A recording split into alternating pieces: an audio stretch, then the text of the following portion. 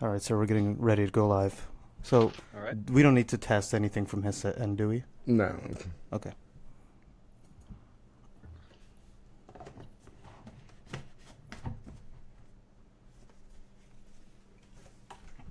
I'm sorry, I don't know your partner's name. Say that again. Sorry. I don't know your partner's name.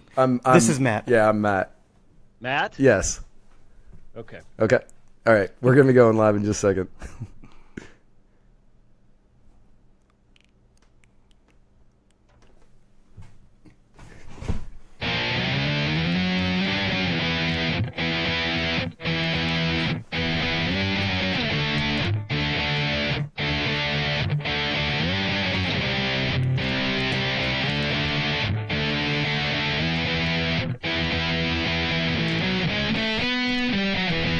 Welcome to the Muddied Waters of Freedom with your hosts, Matt Wright and Mohammed Shaker.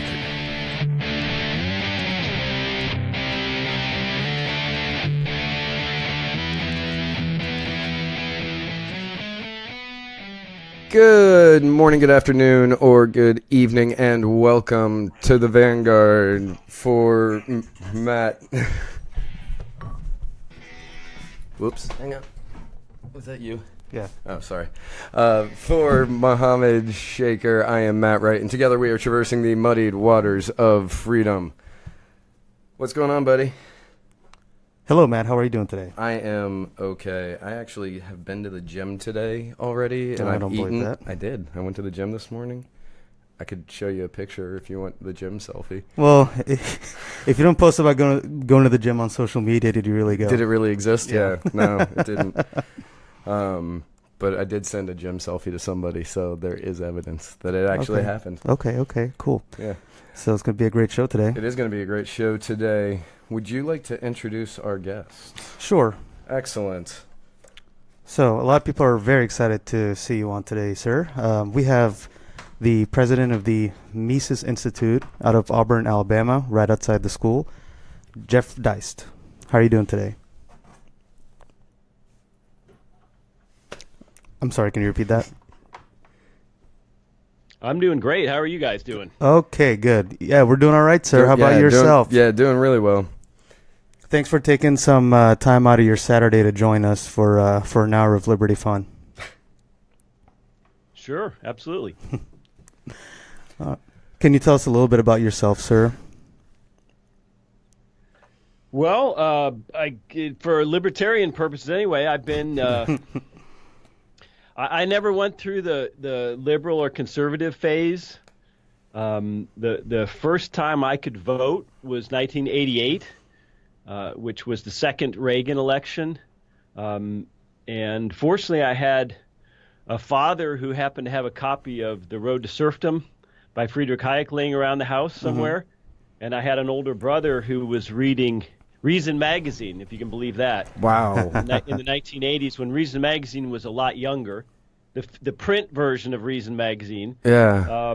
And so as a result, I heard about this idea called libertarianism. I got a little bit involved with the Libertarian Party in California. And so in 1988, I went and saw Ron Paul at a hotel in Orange County, and have more or less considered myself a libertarian ever since. So I don't come from a left or right background per se.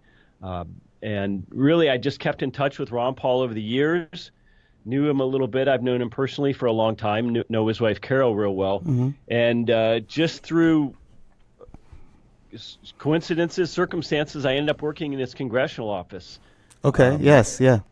And so that's how I came to know Lew Rockwell, and ultimately how I came to be talking to you today at the Mises Institute. So it wasn't something I planned; it's just something that happened. Yeah. So who came before you? Who was the president? Who was the president of the institute before you, and how did you land this? Well, Lew Rockwell is the founder. Yes. And the president. My immediate predecessor, his name is Doug French. He is a former banker. He also is really involved in the real estate market. He blogs at a site called Doug in Vegas because he lives in Las Vegas now. So at any rate, I've been here about a little over 3 years now, so it's going by quick. And it's kind of a strange strange job in the sense that we're promoting something and we're pursuing something that is not completely mainstream, but it's growing. And so we're small, but I think our impact is as large as a lot of organizations that are much bigger and much better funded than us. Yeah, such as Cato, for example. Well, we're a lot smaller than most of the Beltway organizations you could name. Obviously, there are huge shops like Heritage and AEI and Brookings that bring in tens of millions of dollars a year, and then there's smaller shops like ours. So it's one of the great things about the digital age is that it has really, really evened the playing field. We now have a platform for spreading information that's completely unlike 30 years ago, and it's made the advantage that or mainstream outlets like the New York Times have a much smaller advantage. It's really a new world, and there's a certain amount of money you need to have to compete, but having a lot more money is no longer the advantage it once was. And I think that's true of politics as well. A candidate can use Facebook or Twitter skillfully, almost free, and do things that in the past required physical door knocking or physical contribution. So, this is something that liberty-minded people should be excited about. That the digital age has made information instantaneous and almost free. So, what is your educational background? Well, I'm a lawyer. I was a lawyer for many, many years, and then went to work for Ron. And then went back to lawyering and came to work here for Lou Rockwell and the Mises Institute. I'm not an academic. As far as I'm concerned, my job is to promote academics. I'm a support staff, so to speak, for academics, both dead and alive. So it's my job to promote their work, and that's what we try to do every day and make a difference.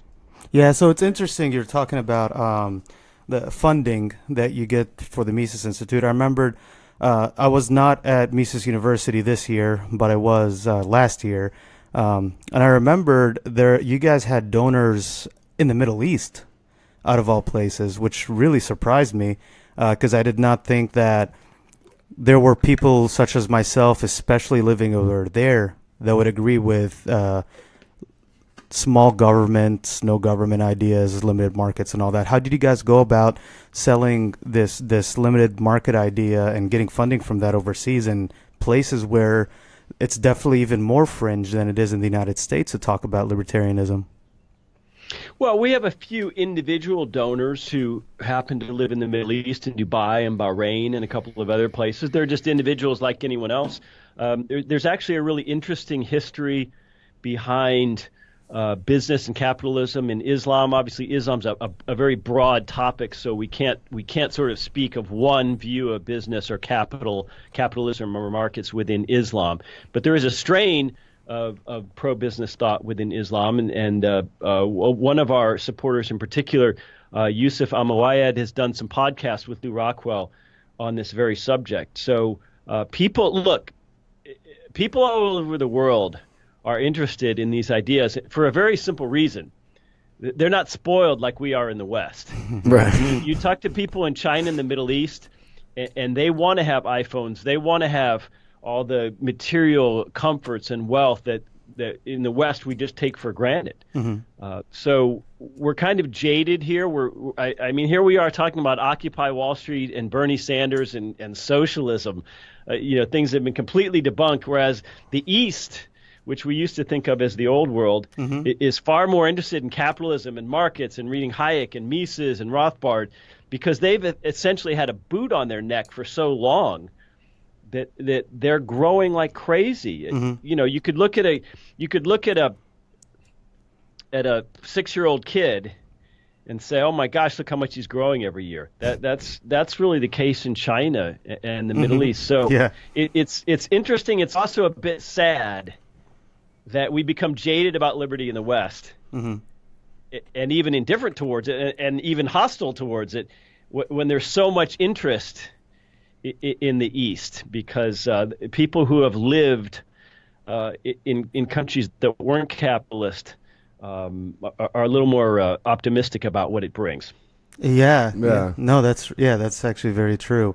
Well, speaking about that, actually, let's go right into the Hans. Let's go right into the Hans speech. I mean, Facebook blew up this week with libertarians seeming to just jump on two separate sides, and it was either you loved the Hans speech or you hated the Hans speech.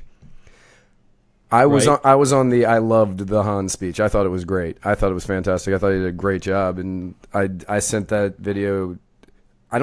So I grew up in a conservative household. When I first learned about libertarianism, I took the world's smallest political test, and it said, "Oh, you're a libertarian." And I said, "Dad, what's a libertarian?" He goes, "Oh, you're basically a Republican." And I went, "Oh, okay."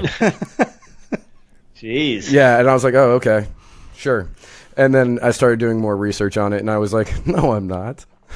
This makes no sense." Okay, got it. And I actually sent that to him, and I was like, "Dad, you're going to agree with 80% of what he's going to say in this hour-long speech. And that other 20% just, try to learn from it, please."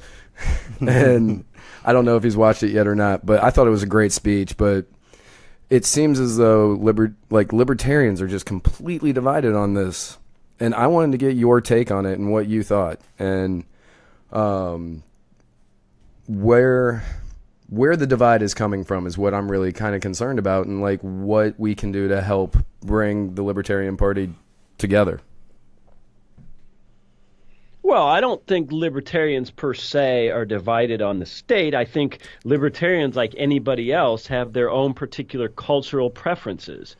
And this tends to shake out as seemingly left or right. But it doesn't really need to be that way. In other words, if we're serious about significantly reducing or eliminating the role of the state in society, then whatever follows from that culturally, we should all be okay with. I certainly would be okay with any kind of social arrangements that arise in a hoppy and private society.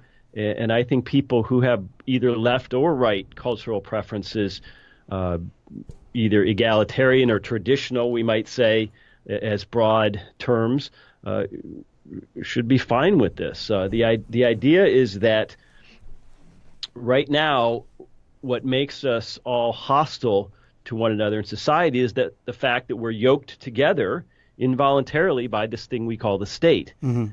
And in very large heterogeneous states like the United States with 320 million people, that's a recipe for anger and division. It's less a recipe for anger and division in Liechtenstein or some tiny place like that, mm-hmm. where you're not hurting 320 million people under one top-down policy. So I think the concept is that smaller is better and that private is best.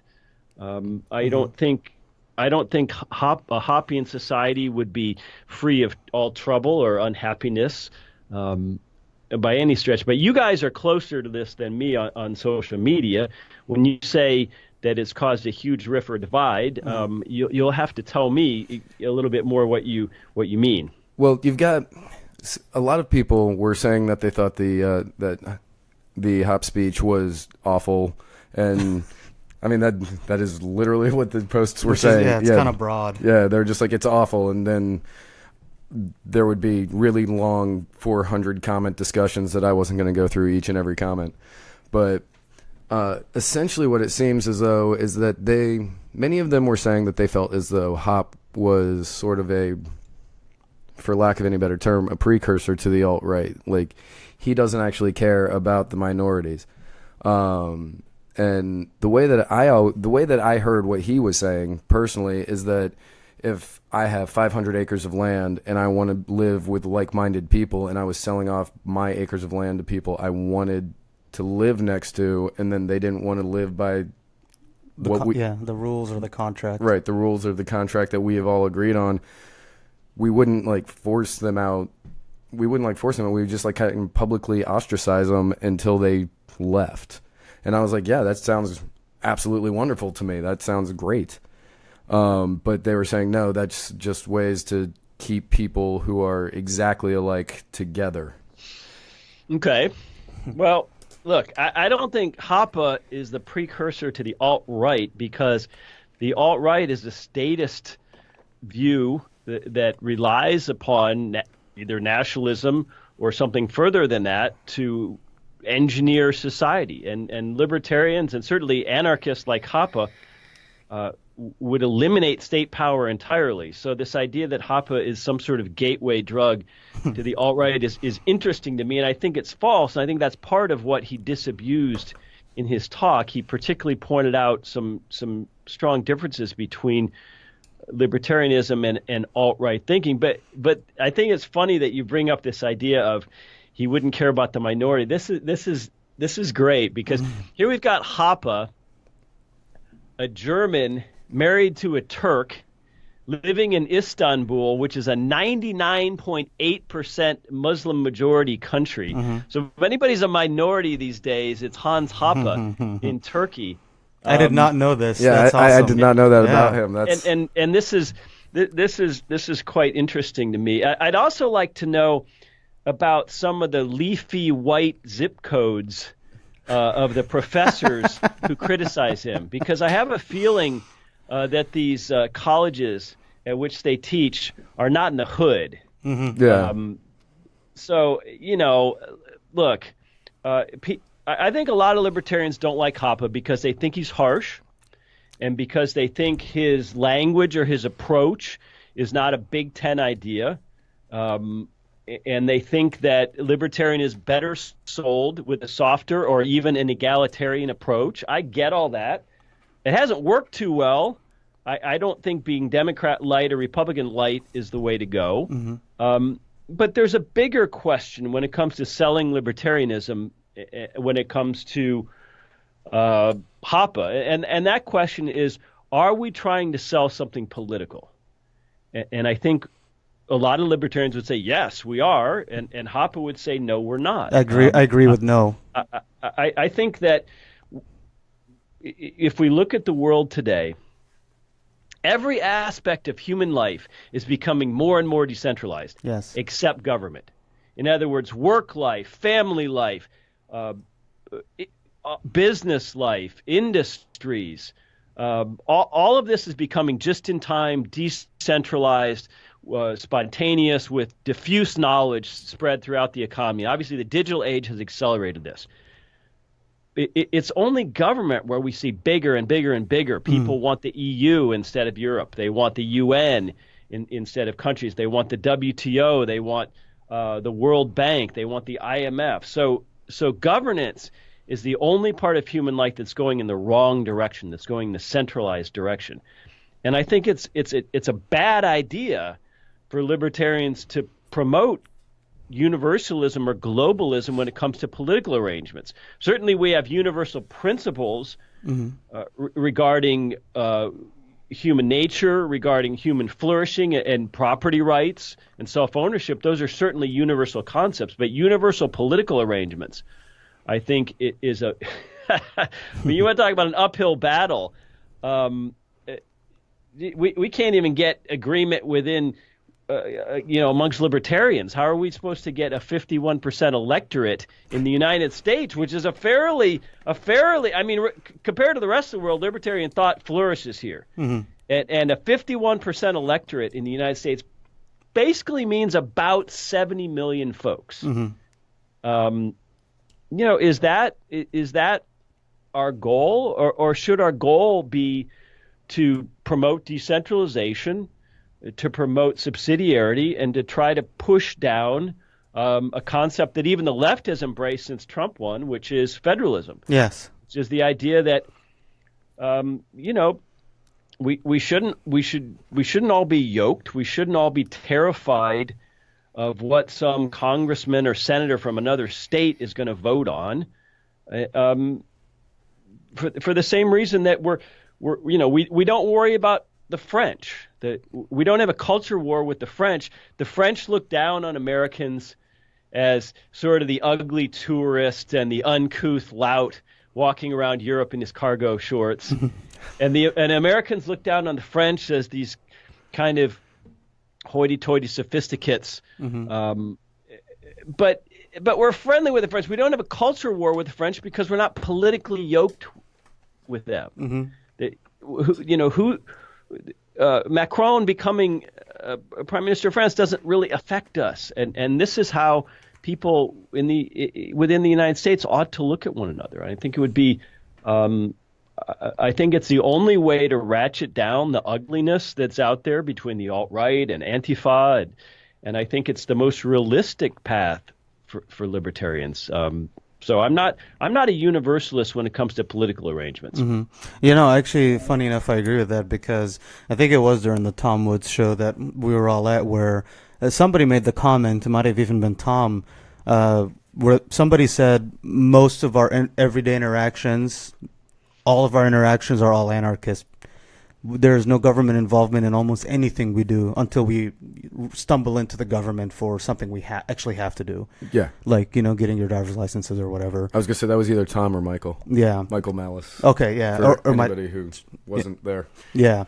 And I actually wanted to make another quick point about something you had said earlier about the Far East being the old world and how liberty is kind of looked down upon a little too often in the West. It's funny enough you say that.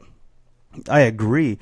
One of the things that honestly gets a chuckle out of me is, so I don't like broad statements, so I don't like the phrase Western civilization for some very specific reasons. So a lot of alt-righters will say we must save Western civilization is perfect, blah, blah, blah. Yet, feminism, especially like this third wave, the new millennial feminism. Yeah, wave. New feminism, socialism, communism also came from the West. These are all Western ideas that are still terrorizing parts of the world that they didn't come from. They didn't have any of this stuff over there, and now they do because of people like Marx and Engels and all that. What are your thoughts on this whole Western civilization thing? Do we just worry about, Well, it's almost a useless term, and a lot of terrible things have come out of Germany, I might add, and I can say that with German ancestry. Well, welfareism. David Hasselhoff. These are the worst intellectuals ever.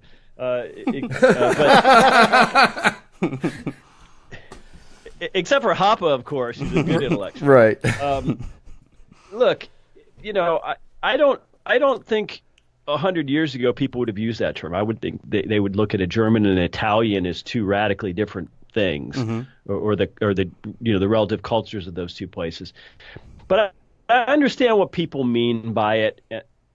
Western civilization, the idea, we could go back to the Magna Carta, for example, and say that the idea that humans don't just exist to serve the state, which is not exclusively Western, but it's flourished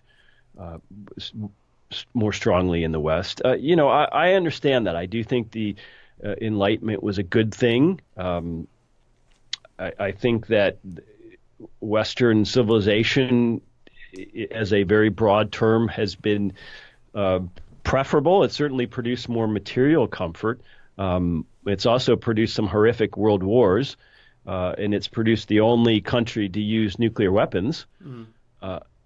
So it's a mixed bag, but I'm not a culture warrior. I think you get the state out of the way as much as you can, and I think people improve because the state tends to tamp down a lot of our better instincts and our more charitable impulses, and B, culture sorts itself out in the marketplace, much like products do.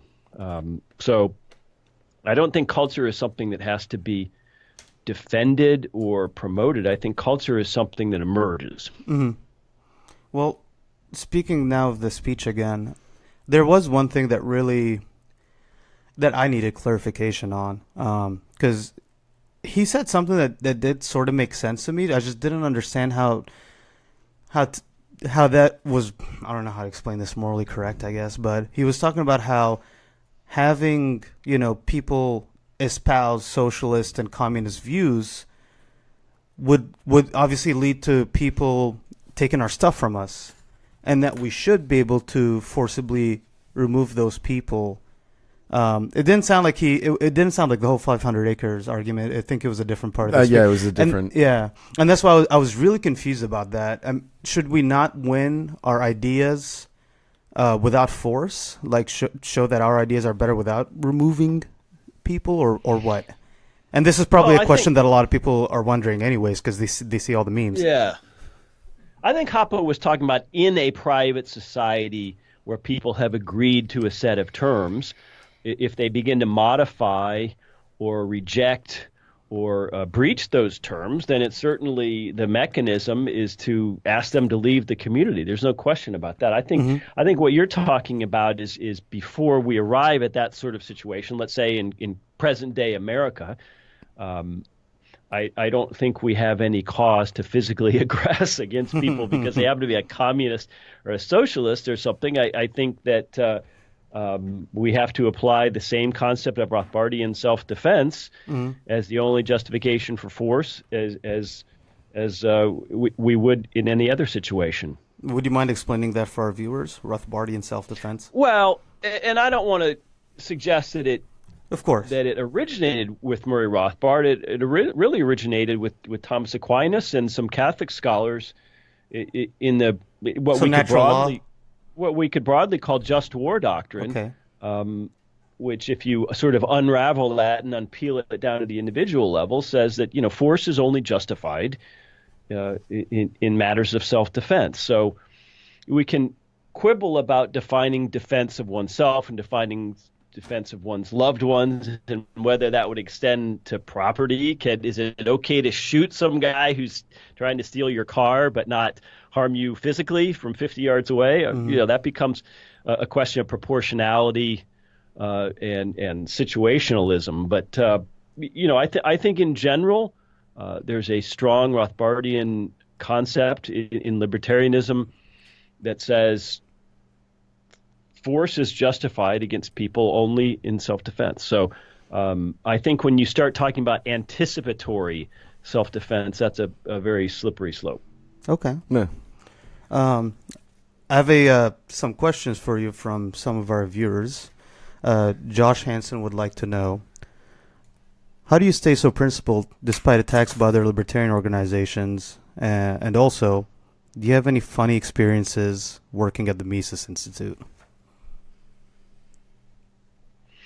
Well, I don't know exactly how to answer that. It's not so much a matter of principle as it is a matter of trying to promote the ideas of other people who happen to be principled or apply principles in their work. Most of us, no offense to you two, I'll only speak about myself, most of us are what we could comfortably call secondhand dealers in ideas. Right? We're not originators. We don't come up with whole new areas of thought or even advance existing areas of thought. That's the job of intellectuals and academics who, at least speaking for myself, are smarter than me. So our job is to take those ideas and advance them. And I think the most principled way to do that is simply to be honest and to understand that honest academic work, honest intellectual work moves forward with the North Star of truth rather than trying to have some sort of predetermined outcome, which I'm afraid is what plagues mainstream academia today. Things you can't say, conclusions you can't reach. So, but working in the Mises Institute is a lot like working for Ron Paul. I've had the opportunity to meet some incredible people over the years, and that's what I really cherish is meeting some incredible people, including meeting Murray Rothbard very briefly in about 1992 or thereabouts. When he was teaching at UNLV, I drove up to Las Vegas from San Diego and sat in on one of his classes one evening with a friend of mine. So, it's been great being able to know Ron Paul and know Lou Rockwell and know Hans Hopf a bit and meet Murray Rothbard and some people like Jim Grant and Kane, Glenn Jacobs. So that to me is That's a perk that goes beyond any salary. We have a very regular listener, and he is in on a constant debate that Muhammad and I have. And he wanted to know, are you a dog person or a cat person? Well, I'm neither. My kids want a dog, but we're going to count that as dog person. I'll take it right. We don't even have to go any. Definitely grew up as a dog person. There you go. Perfect. Oh, man. You were wrong. Now, Tho told me about this before I met you, and I guess a few people in the movement know about this. You love heavy metal. What are your favorite heavy metal bands? Wow. Well, look, I don't. I'm a lot older than you guys. I don't really keep up. Probably not. You're probably close to the guy to my left here, actually. I listen. I guess out of nostalgia, I listen to a lot of Motorhead these days, simply because Lemmy's gone. Uh-huh. Growing up as a kid, I was listening to stuff like Black Flag and Dead Kennedys. And then in the late 80s, probably before you guys were born, there was a big crossover movement where bands like DRI and the Cro-Mags started to become a lot slower and heavier. Mm-hmm. So, that was the stuff I listened to. But now I listen to NPR in my car. So Right. I think you're asking the wrong guy. Mm-hmm. But if I had to throw something on in the gym or whatever, it'd probably be Motorhead. Okay. Do you think that heavy metal would be a good way, I guess, Eric July, right? And a lot of the lyrics in their songs are very, very, very political, I guess, or free market oriented. I think heavy metal might be one of the best ways to actually spread the ideas of liberty. I mean, the whole point of heavy metal is to sort of rebel against what is normal. Most metalheads happen to be more right-leaning, and a lot of them typically end up being libertarian. So compared to punk rock, anyways, because punk ends up being a lot more leftist, socialist, blah blah blah blah blah. The punk rock movement that I was big into, Sex Pistols, Clash, all that, they were all against the state, but they wanted like communism at the same time, which I never really got, but I just loved listening to their music, so I didn't care. Yeah. Well, you got to hand it to the left. They do such a good job with culture. Look at a band like Rage Against the Machine with their nonsense. Right. And I have heard a criticism of metal generally, which echoes the criticisms we hear about the gaming world with it's all white males. Mm-hmm. And so, it really does speak to this idea you got to capture culture. And that's, the Mises Institute is really about Austrian economics and libertarian theory, but there's a lot of other things that other people could be doing to promote things culturally. Mm-hmm. And look at the Emmys, look at the Grammys, look at the MTV Music Awards, look at the literary world, look at the almost all of these are completely controlled by the left. So it's no coincidence that the teenage girl who's listening to Taylor Swift all day is more influenced by that than her mom's nagging her about whatever. So the point is the stuff that gets into your head when you're young tends to stay there. And we don't do a very good job of getting liberty into young people's heads because they're in government schools getting something very different. You have made me so happy on this interview so far. I'm not going to lie. Muhammad is sitting here giggling like an idiot because he's the biggest Taylor Swift fan in the world. Let's just move on from that part. All right. So, a name you might be familiar with, Nathan Keeble. He says, do you believe that academia is the best way to influence public opinion for Austro-libertarian thoughts? And if not, what is the best way to influence Austro-libertarian thoughts? Short answer is no. This was the Hayekian top-down model. The notion from Friedrich Hayek that we develop libertarian ideas within academia, that trickles down to opinion makers in the media, and then that finally trickles down to the masses in the mainstream. And Murray Rothbard pointed out that the problem with this idea of trying to affect change within academia is that it ignores incentives. Academics often have a vested interest, namely their paycheck, in maintaining the status quo. And right now, amongst Western universities, the status quo is highly progressive left. And so to get fame and notoriety and to get published and to get tenure and to move up in academia, you're generally going to mimic what works. The narrative. So part of the problem with the Hayekian model was that it ignores the fact that academics aren't these objective, morally neutral actors. They're self-interested. And if you want to go into academia, guys, and you want to get a PhD and teach whatever, it's in your self-interest to be a lefty. That's just the reality today in the West, and there's no denying that. So I'm a big believer in a bottom-up strategy. Rothbard got a lot of heat about this because the idea that he was a populist, at least towards the end of his life, and I disagree. First of all, I think populism is not really an ideology per se. It's more of a tactic. You can imbue populism with whatever you like. And for example, Ron Paul did a fantastic job of using populism in two different ways. One was get out of the Middle East. That was a populist message, and it resonated. The other was end the Fed. Yes. Again, a populist message. Your average guy or gal on the street doesn't really understand how the Fed operates mechanically. Hey, that's no big crime. Neither do most monetary economists, quite frankly.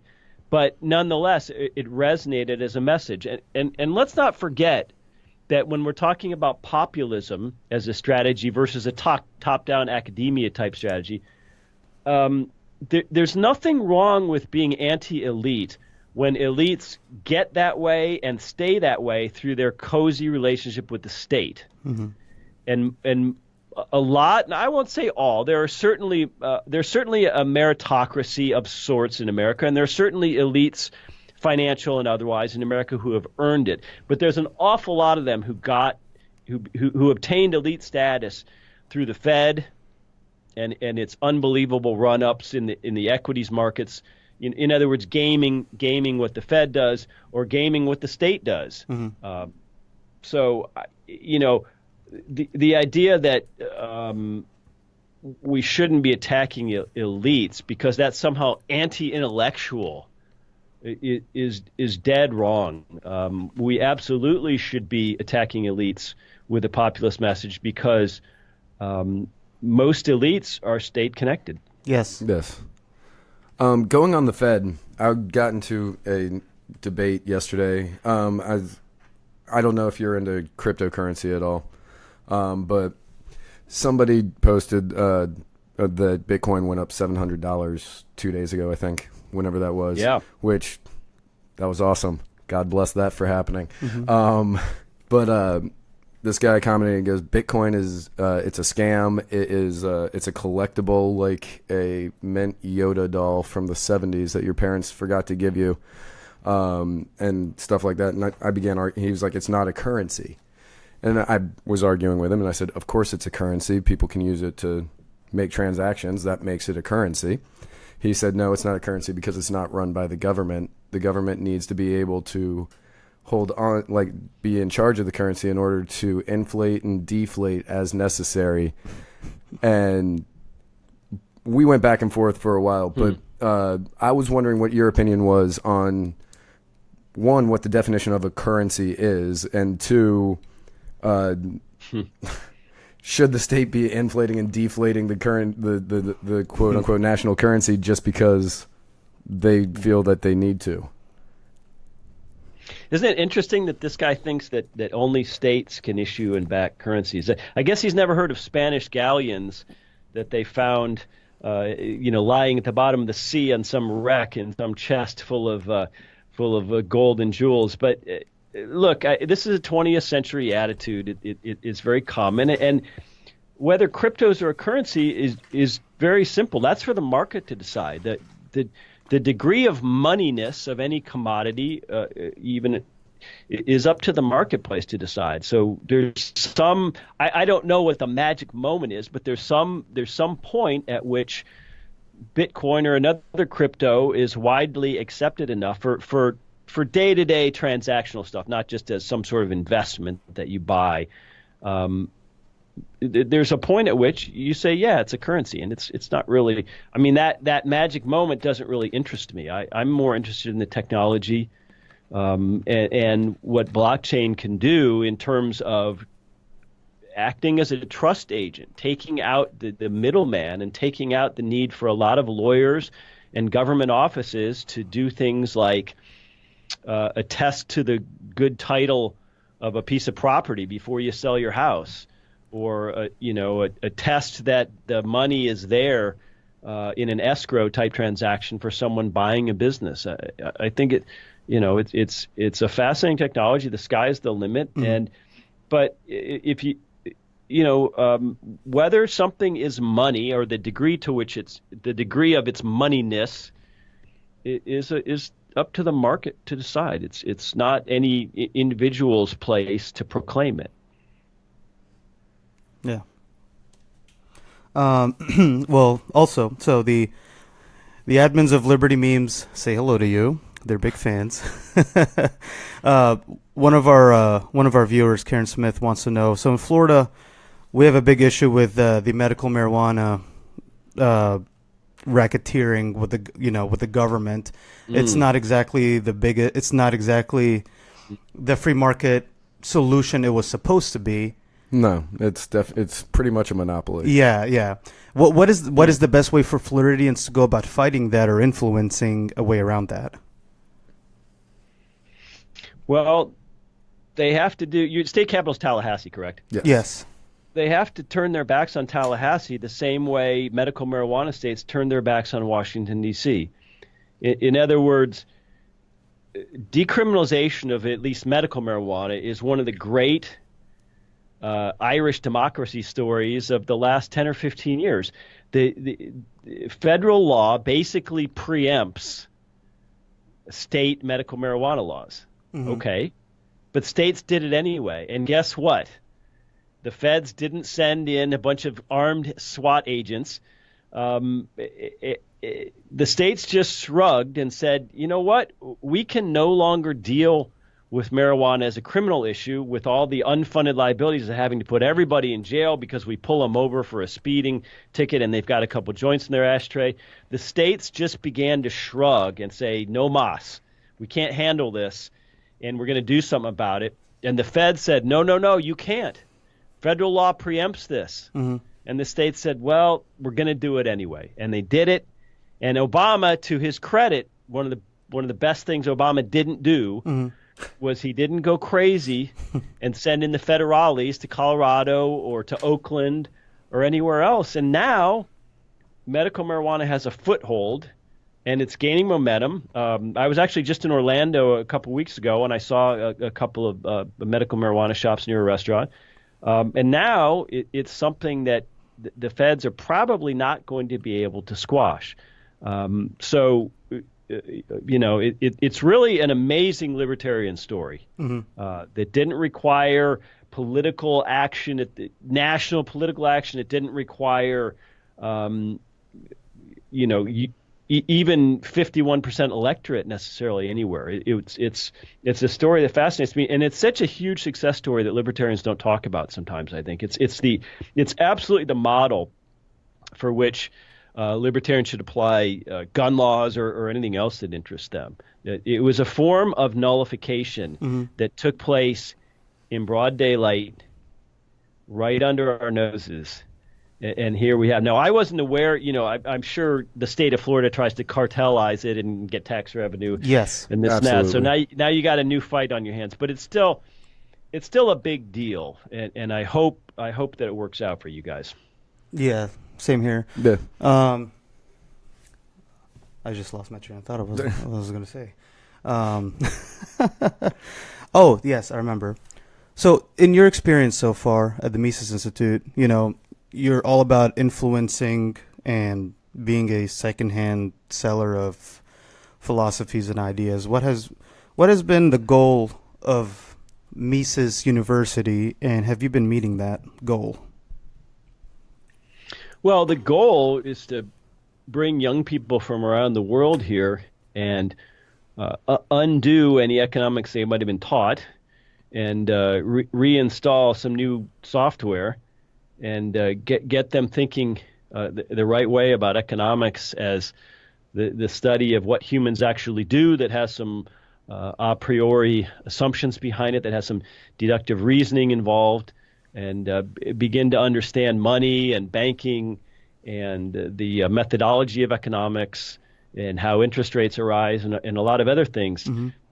But more than that, it's really to energize them and give them a new grounding in the scholarship, the ideas of liberty, and hopefully send them back to their school or back to their business or into their careers or Wall Street or Silicon Valley or academia, wherever they choose to go, with a new perspective. And we certainly have had a lot of people tell us over the years that Mises University changed our lives, changed my life. And that's I have to take comfort in that. In other words, we have to look at individual successes and say that we want those people to be out there changing the world, because it really is individuals who change the world more so than groups. So we're doing that as one of our number one forms of outreach. We hope to expand it into a couple of new weeks that are going to be held in different parts of the country. So if anyone's listening, you haven't been to Mises U, you ought to apply. We've gotten a lot more early applications. And you don't have to be an undergraduate student. Sometimes we have a truck driver who listens to our podcasts all day while he or she drives. Sometimes we have a housewife who just in the middle of life decided that she had some deficiencies in her own knowledge of education. Sometimes we have a retiree who just wants to learn more. But if you come to Mises U, you'll definitely have a blast, and it doesn't cost you anything. We don't charge for it, and it's in July. You get to experience Auburn in July, which is kind of like Tampa in July, if you know what I mean. I was going to say I left Nashville and I came to Tampa, so Auburn in July. I think I can pretty much wrap my head around what that would be like. It's going to be hot and it's going to be muggy. Got it. Exactly. Yeah, it's actually funny enough you say that. During one of my lectures. I don't remember whose lecture it was. Maybe it was David Gordon. There was a 77-year-old man that was sitting there. He told me a story. He was a longtime conservative, believed in the government, blah, blah, blah. I don't remember his story about how he heard about the Mises Institute, but there legitimately was a 77-year-old man there in the audience with me, sitting there for that whole week, which I thought was beautiful. And it did change my life too, actually. I mean, I did leave, I did spend a couple $100 on books, so that's some kind of change.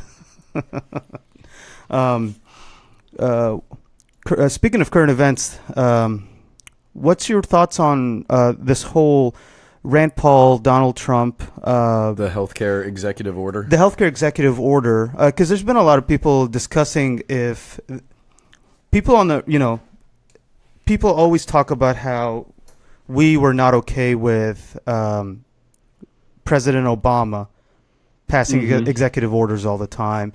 And is it okay to basically be okay with President Trump doing the same thing to basically roll back some of these government regulations and laws? Also, does that even keep it safe? Because, I mean, the next president can just right away with a pen undo what President Trump just did. Well, I haven't followed it that closely. I do agree with Senator Paul that undoing legislation by executive order is qualitatively different than enacting legislation by executive order. I do think those are two different things. There's a guy named Louis Fisher who worked for years and years at the Library of Congress. If you Google Louis Fisher, Library of Congress, you will find that he is an absolute master at understanding executive authority and how presidents exceed it and what executive orders mean and when they're illegal. So look, I think I'd rather look at the bigger picture here. And you guys know I'm not a fan of politics.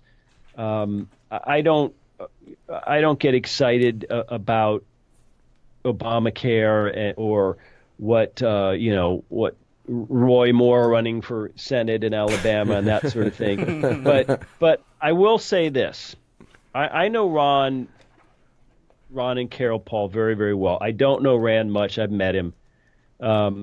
You got to hand it to him for making himself relevant again after Trump's victory, because for a while there, all we were reading is that the libertarian movement's over, and Rand Paul was the most interesting man in politics on Time magazine's cover just a year ago. Yes. Yeah. And now everything's Trump, Trump, Trump, sucking up every bit of media oxygen. And, Rand has quietly and effectively gotten himself back in the mix. And, one of the big differences between Ron Paul and Rand is that a single senator has procedural power in the Senate wildly beyond what Ron could ever do in the House. Mm-hmm. Ron could try to build little coalitions to thwart an amendment that had something really bad in it, let's say. But for the most part, Ron's role in the House was to use the platform for spreading libertarianism, mm-hmm. whereas Rand can do some nuts and bolts things that really do throw a monkey wrench into the NSA, into Obamacare exchanges, that sort of thing. So it's very easy for us as ANCAPs to judge him harshly, but he's in a very different place, and I think Murray Rothbard would say, look, we believe in a multi-pronged approach. The Mises Institute's doing what it's doing. Rand Paul's doing what he's doing in the Senate, which is a totally different game, totally mm-hmm. different animal. So I certainly don't judge him, and I applaud the way he's reinvented himself a little bit. Yeah, no, I definitely agree with that. Yeah. Do you have anything else? No. I just wanted to say thank you for coming on. I've definitely appreciated it. I've learned a lot. I can't wait to look up some of the stuff that you were talking about. Again, thank you. It was great meeting you in Orlando, by the way. He talks about you all the time, so I was really happy to finally meet you. Hey, well, thanks, guys. This was fun. I appreciate you having me on. No, thank you. Yeah, thank you. It's a Saturday, and you took a lot of you took a part of your day off to join us, and our viewers, and we definitely really, really appreciate it. Thank you very much. And if you if you can, please say hello to Walter Block for me. All right. Well, we'll look forward to seeing you guys next time in Florida. Thanks so much. Thank you. Thanks so much. All right. Yeah. So that was Jeff Deist. Jeff Deist, the president of the Mises Institute, coming on, which was cool for me. Yeah, me too. Yeah. Guy's very, very smart. We hope everybody out there definitely enjoyed it. We never did our we never regular thanked bulas, so we can do that now. I really didn't drink much kava on this show. I was more interested in listening this time. Normally when you're talking, I'm like, yeah, whatever. I'm going to drink kava. I'd get to listen to you all day long anyway, so. Yeah. Once again, we have to thank Low Tide Kava Bar for the kava that we drink during this and every show. And thank you, Justin. We will be seeing you very shortly, I am certain. Shells up. Bullet. Yeah, and thank you for all the questions you guys sent in. I did miss a few, but we were kind of running short on time. I even had my own question that I forgot to ask him about. Yeah, I couldn't believe you didn't ask your own question. Yeah, and there was the elephant in the room that I wanted to mention, but forgot to. But it is what it is. It is what it is. It doesn't matter. It's so old anyway. It's not even relevant news. Yeah, it's not current events. It's olden events. Yep. So yeah, if you guys have any questions that you'd like me to pass on, or you want us to answer anything, just go ahead and send them in to myself, Matt, or just send it in on to the page. To the page. Yep. Yep, and we shall do our best to respond. Yes. And please do not forget that on December 2nd, we are going to be having our 1-year anniversary show at Grassroots Kava House in downtown St. Pete. We're going to be doing it upstairs. It's going to be live. We're going to do live audience. We've got guests coming in. We've got it's going to be a great time. So please make time for that. Come on down. It's going to be fun. Grassroots is in my personal opinion, they're not the best kava bar, but they're up there. They're number one, number two, after number one. But yeah, no, love the guys at Grassroots Kava House, and we definitely appreciate them giving us the opportunity to do our show at their it's a gorgeous spot that they have as well. It is. Do you have anything else? No, I am good to go. Thanks for joining us, guys. Thank you for joining us. Remember, you can follow us at facebook.com/Muddied Waters of Freedom, on Twitter at Muddied_Waters, or on Instagram at Muddied Waters of Freedom. This and every other episode is available at muddiedwatersoffreedom.com under the episodes tab. We did, for those of you who did not like our last shirts, I don't know if you know this or not, we got new ones. So I will be sporting one of those the next time we come back, which will not be this next week because I will be in Nashville for my good friend Nathaniel Faulkner's wedding. So congratulations to Nathaniel and his new bride, whose name I just blanked on, Wendy. And so we will be back in 2 weeks unless we get froggy and decide to do something in the middle of the week one of these times, which I have no problem with ever. And yeah, anyway. So thank you for joining us again, and remember where we're going. We don't need roads.